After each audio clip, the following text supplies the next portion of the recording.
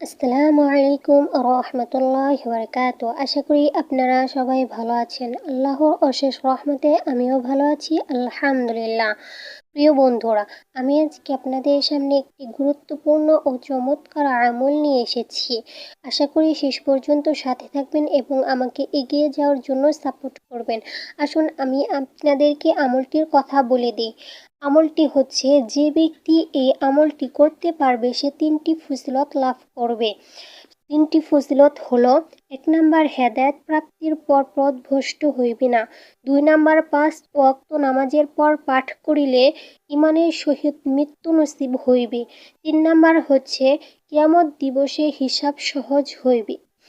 দোয়াটি হলো: রব্বানা লা তুজিগ কুলুবানা বা'দা ইয হাদাইতানা ওয়া হাব লানা মিন লাদুনকা রাহমাহ ইন্নাকা আনতাল ওয়াহ্হাব।